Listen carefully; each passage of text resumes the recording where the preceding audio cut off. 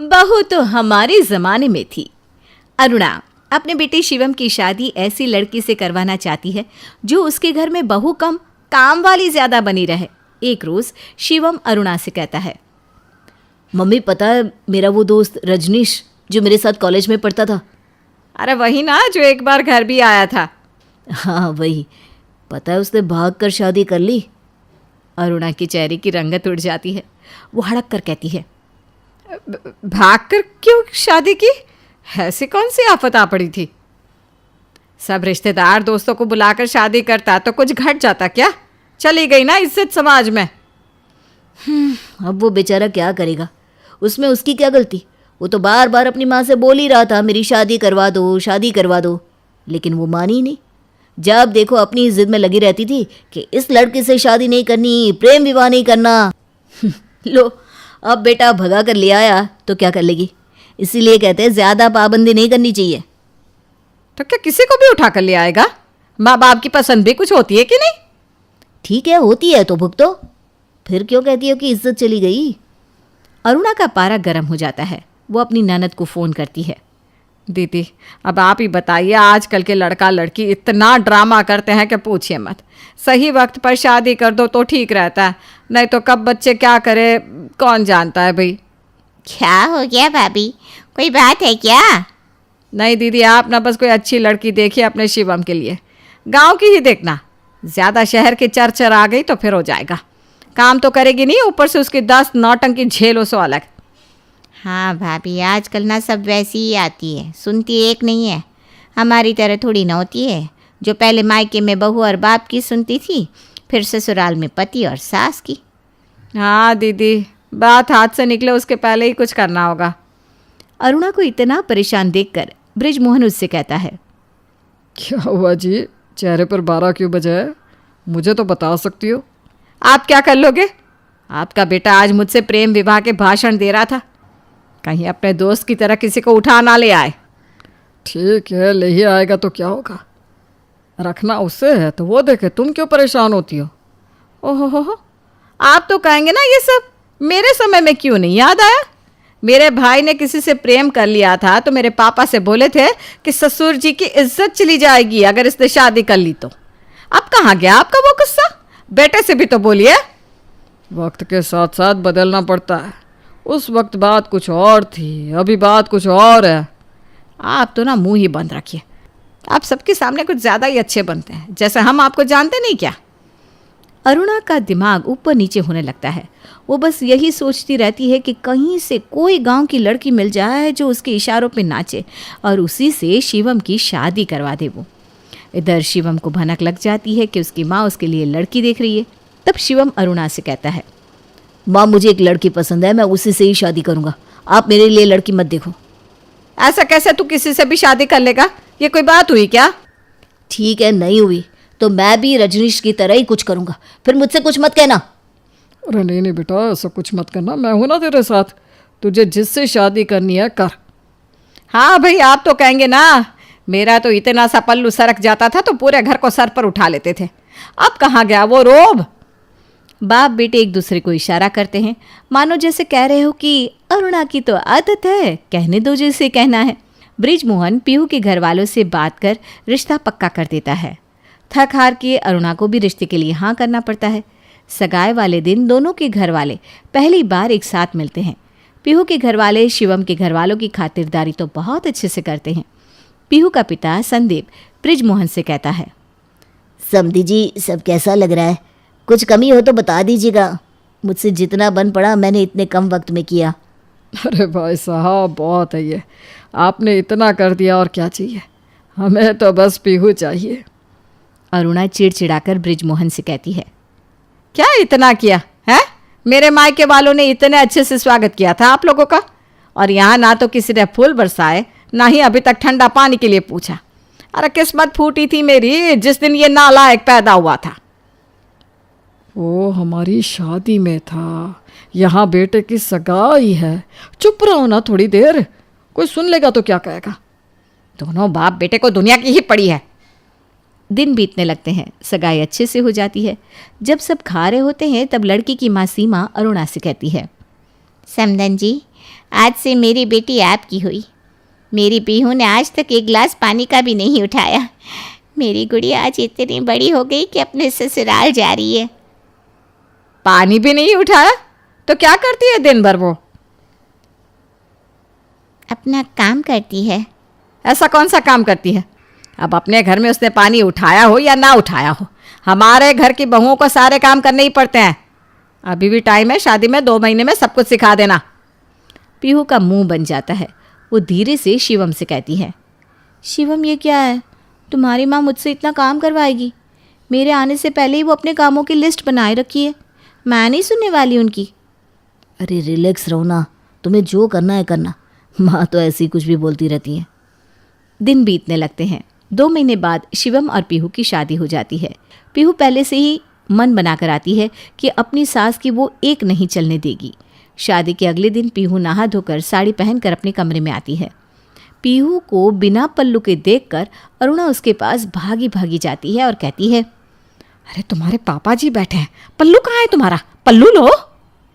पीहू जोर से कहती है, मम्मी जी आजकल के ज़माने में पल्लू कौन लेता है? मैं तो नहीं रख सकती पल्लू, साड़ी ही पहन ली वही बहुत है। मैं तो शादी से पहले जीन्स टॉप छोड़कर कुछ पहनती ही नहीं थी। अब बेटा हमारी बात का बुरा मत मानना, हम तो बस तुम्हें बता रहे हैं। कहते ना उड़ना उतना ही चाहिए जितना ज़रूरत है, वरना औंधे मुंह आदमी ज़मीन पर गिरता है। हम तो ज़िंदगी भर साड़ी ही पहने, ऊपर से पल्लू, वो भी नीचे तक। साड़ी तो तुम्हें यहाँ पहनना ही पड़ेगा, वो भी पल्लू के साथ। इतने में शिवम वहाँ आता है। मम्मी यार ये सब पल्लू कोई नहीं लेता, और साड़ी अब कौन पहनता है?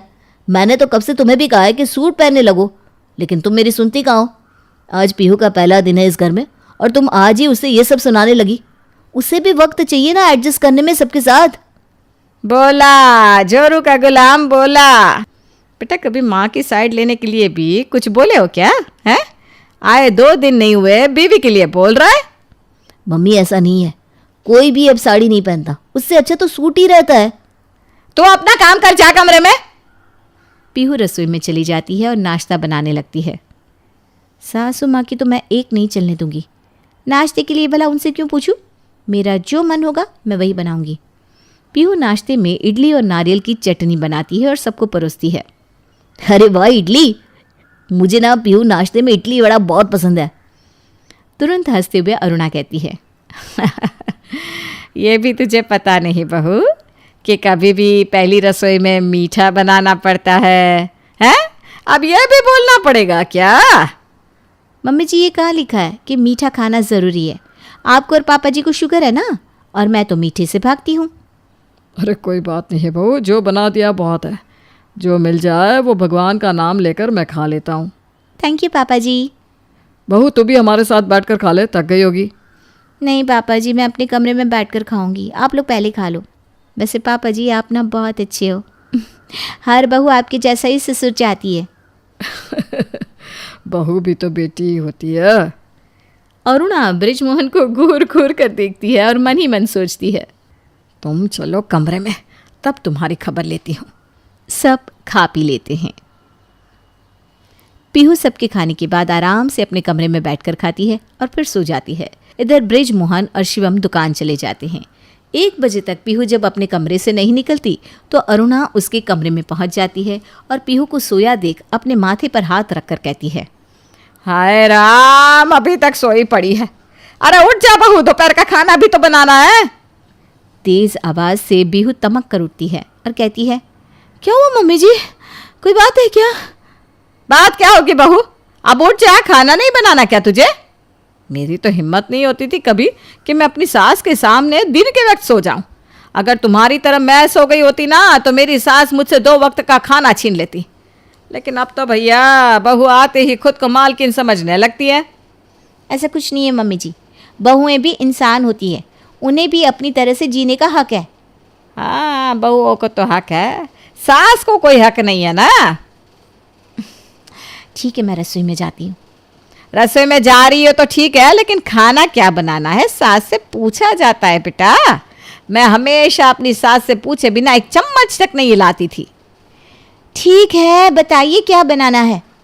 क्या बनाओगी? ज़्यादा कुछ तो मैं ऐसे ही नहीं बनवाती हूँ। चावल दाल और आलू की सब्जी बना लेना, साथ में पापड़ और सलाद। ठीक है मम्मी जी। पीहू चिड़चिड़ाती हुई रसोई में जाती है। कल से सबसे पहले इस साड़ी को फेंक दूंगी और सूट पहनूंगी। एक तो साड़ी दुखी करती है, ऊपर से मम्मी जी मैं ये करती थी, मैं वो करती थी।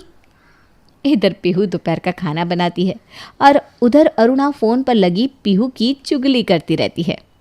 अरे क्या बताऊं दीदी, नसीब ही खराब है मेरे। आपने तो देखा है मैंने अपने सास ससुर का कितना किया है। एक गिलास पानी तक नहीं उठाने देती थी मैं, ऊपर से आपकी माँ के कहने से पहले ही सब कुछ कर देती थी। और एक पीहू है जिससे इतना बोलने पर भी ना कोई काम सही से नहीं होता। क्या करोगे भाभी, अब ज़माना ही ऐसा है। पीहू अपनी चुगली सुन लेती है। अच्छा, तो मेरी चुगली हो रही है। अब देखिए सासू माँ, इस चुगली का बदला कैसे लेती हूँ मैं। दोपहर के खाने के वक्त सब खाने के टेबल पर होते हैं, तब पीहू सबके लिए खाना परोसती है, लेकिन अरुणा के लिए दाल नहीं डालती। दाल कौन देगा मुझे, तेरी माँ? मेरी माँ नहीं, मैं ही दूंगी। आपके लिए अलग से दाल बनाकर रखिए, मैं वो ले आती हूँ। पीहू अलग दाल लाकर अरुणा को डालती है। मम्मी जी आप सबसे अलग है ना, इसलिए आपके लिए अलग दाल बनाई है। अरे तो डाल ना, कितनी देर लगती है? पीहू दाल देती है। मम्मी जी आप खा के बताओ कैसी बनी है। अरुणा दाल खाती है और चिल्ला कर कहती है, ये दाल है या जहर?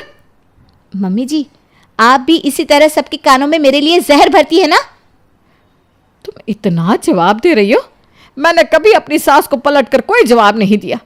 उल्टा बिना किसी बात के ही वो मुझे 100 बातें सुना देती। अगर मैंने ऐसा कर दिया होता ना तो वो मुझे खा जाती। और तो और तुम्हारे पापा जी भी उन्हीं की साइड लेते थे। मजाल है कि मेरी तरफ से कुछ कह देते। मेरा घूंघट नाक पर से घसक जाए ऐसा होता ही नहीं था। फेविकोल की जोड़ की तरह नाक पर ही चिपका रहता था। उस हालत में भी मैंने हमेशा परफेक्ट खाना बनाया, कभी नमक इधर से उधर नहीं होने दिया। और तुमने तो भर भर कर नमक डाला है इसमें। नहीं तो मम्मी ऐसी कोई बात नहीं है, हो जाता है नमक ऊपर नीचे। पीहू ने शादी से पहले कभी खाना नहीं बनाया ना। अरुणा छोड़ो ये सब, लो मेरी दाल लेकर खा लो। थैंक यू पापा जी, आप तो बड़े चील हैं, किसी बात का कोई प्रेशर ही नहीं लेते। ओहो, वही मैं सोचूं आपने अभी तक कुछ कहा क्यों नहीं। बहू तुम्हें लगता है ना तुम्हारे पापा जी बहुत चिल है। मेरे समय इन्हें देखती ना तो भूल जाती चिल्ल और पिल्ल। अपनी माँ की बात पर अड़े रहते थे वो। घर का कोई भी आदमी बैठा होता तो बात तक नहीं करते थे मुझसे। और अभी तुम तो दिन भर चबार चबार करती रहती हो, शिवम के साथ सबके सामने। उस वक्त अपने पापा जी को देख लेती ना तो बोलती, क्या ये वही पापा जी है जो आज इतना कूल है? मुझसे पूछते तक नहीं थे कि मैं ठीक भी हूं या नहीं। अब हो गया अरुणा, क्या बातें लेकर बैठी हो, खाना खाओ ना। अरुणा खाने पर से उठ जाती है। आप ही अपनी लाडली बहू के हाथों का खाना खाओ, मैं चली। वो अपने कमरे में जाती है। अगले दिन पीहू शिवम की शर्ट आयरन कर रही थी। अरुणा देख लेती है और खुद से कहती है, इतना खराब शर्ट कौन आयरन करता है? अरुणा पीहू के पास जाकर कहती है, बहू इसमें तो पूरा साल ही भरा पड़ा है। लेकिन तुझसे कुछ कहना तो पाप होगा। कुछ कहते ही मेरा बेटा सामने आ जाएगा और कहेगा, क्या किया मेरी सोना बाबू ने? तुम्हारा पक्ष लेने के लिए तुरंत मेरा बेटा खड़ा हो जाता है। मेरे सोना ने कभी ये नहीं किया, मेरी सोना ने कभी वो नहीं किया। मम्मी जी शिवम कभी बीच में नहीं आते बोलने। शिवम क्या, अब तो तुम्हारे पापा जी भी तुम्हारी साइड को लेने आ जाते। मेरा पक्ष लेने वाला कोई नहीं था। सोचो मैं कैसे रहती होगी। अब मम्मी जी सब अलग अलग होते हैं, आप हैं, मैं हूँ। दिन बीतने लगते हैं। अरुणा हर छोटी बड़ी बातों पर पीहू को खुद से कंपेयर करती। फिर एक रोज़ अरुणा देखती है कि पीहू हॉल में अपना फ़ोन चला रही है। बहू एक गिलास पानी देना। पर पीहू सुनती नहीं। थोड़ी देर बाद अरुणा ज़ोर से कहती है, बहू कान कहीं रख कर आ गई हो क्या? सुनाई नहीं देता? चिल्ला रही हूँ इतनी देर से कि पानी दे पानी दे, लेकिन तुझे तो सुनाई तक नहीं देता।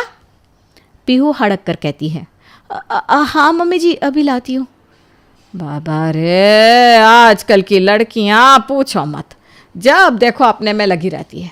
एक हम थे जो जब देखो दूसरों का ही काम करते रहते थे, कभी खुद के बारे में सोचा ही नहीं।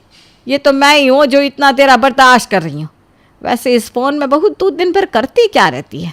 मुझे तो ये फ़ोन चलाना भी नहीं आता। मम्मी जी आएगा भी कैसे, आपके ज़माने में थोड़ी ना था। ऐसी कोई बात नहीं, टेलीफोन तो था ही, लेकिन हम फ़ोन में नहीं लगे रहते थे। एक के बाद एक घर के काम दिखाई देते थे मुझे। तेरी तरह नहीं, रसोई बिखरी पड़ी है तो पड़ी है, कोई फ़र्क नहीं तुझे। मेरा काम जब तक सलटता नहीं था ना, तब तक मैं एक बूंद पानी का नहीं पीती थी। और तू सुबह पहले उठकर सीधा ठूस लेती है। पीहू अपने नाक मुंह चढ़ाकर अपने कमरे में चली जाती है। जब देखो खुद से मुझे कंपेयर करती रहती है। अरे ज़माने का भी फ़र्क होता है, लेकिन कौन समझाए इसे। उसी शाम जब बृजमोहन और शिवम घर पर नहीं होते, तब अरुणा के सीने में बहुत तेज़ दर्द होता है। बहू, लगता है मुझे हार्ट अटैक आया है, दर्द बर्दाश्त के बाहर है, डॉक्टर को बुलाओ वरना मेरा प्राण निकल जाए। आराम से मम्मी जी, आपको कुछ नहीं होगा। जब तक डॉक्टर आएगा मम्मी की हालत और ख़राब हो जाएगी। इससे अच्छा होगा कि मैं मम्मी जी को होम्योपैथी की दवाई दे दूँ। पीहू जल्दी से अपने पास रखी होम्योपैथिक दवाई में से एक दवाई अरुणा को देती है। ये लीजिए दवाई। दवाई लेते ही एक खुराक में अरुणा को असर हो जाता है, वो आराम महसूस करती है। इतने में ही शिवम और बृजमोहन भी घर आ जाते हैं। अरे बहू, क्या हुआ तेरी सास को? वो पापा जी शायद थोड़ी गैस हो गई थी। वो तो अच्छा हुआ मैं हमेशा होम्योपैथिक की दवाई रखती हूँ घर में, वही मम्मी को दे दिया तो वो ठीक हो गई। हाँ, आज पीहू नहीं होती तो मेरे तो प्राण ही निकल जाते। मुझे तो लगा मुझे हार्ट अटैक आया है, लेकिन बहू समझ गई थी। अब कुछ नहीं कहोगी क्या अरुणा? अगर मैं होती तो ये, मैं होती तो वो। तुम अगर बहू की जगह होती तो कभी तुम्हें पता ही नहीं चलता कि हुआ क्या है, और तुम्हारी सास मर जाती। क्या जी, क्या कह रहे हो आप? सही तो कह रहा हूँ। हर वक्त तुम खुद को बहू से कंपेयर करती रहती हो। आज क्यों नहीं कर रही? सब अपनी अपनी जगह अलग अलग होते हैं, समझ में आया? ज़माने के साथ बदलना सीखो। हाँ जी, मैं समझ गई हूँ। बहू ने मेरी जान बचाकर मुझ पर मेहरबानी की है।